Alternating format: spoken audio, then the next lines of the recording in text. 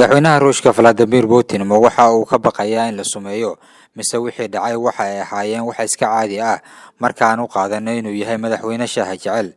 madaxweyne Putin ayaa waxa uu dood badan ka dhaxdhaliyay baraha bulshada kadib markii uu koob u gaar ah soo qaatay casho sharaf loo sameeyay habeennimadii Jimcaha ahayd dhamaadkii maalintii koobaad ee shirka G20. arrintani oo dood badan ka dhaxdhalisay dadka internetka isticmaala laakiin waxa si dhaqso leh uga jawaabay kriminalka Ruushka. waxaa la duubay muuqaalka madaxweynaha Ruushka oo shaaha ku cabaya koobkiisa u gaarka ah. waxa uu ku cabayay koob dhoobo ah oo u gaar ah halka hogaamiyaasha kale ay isticmaalayeen koob plastic ah oo kuwii shaaha lagu talagalay ah. faahfaahinta waxaa telefishinada adduunka laga daawanayay muuqaalka madaxweynaha Ruushka Putin oo sare u qaadaya koobkiisa shaaha ah isagoo ugu baaqaya madaxweynaha Mareykanka oo xoogaa ka fogaa. labadooda waxa u dhaxeeyay ra'iisul wasaaraha Japan Shinzo Abe oo wadankiisa shirka lagu martigeliyay. sawirkan ayaa waxa uu si dhaqso ah ugu faafay baraha bulshada aadna waxa isku weydiinayay dadka baraha bulshada isticmaala oo dhacdadan falaqeynayay oo hadba dhinac u qaada dhigayay.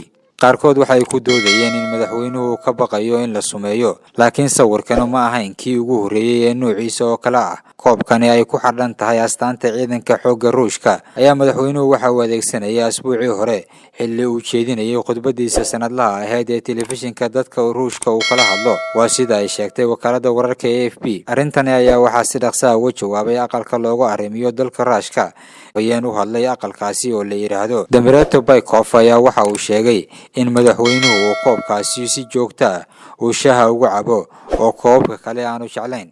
Cabdiweli Axmed Qorane.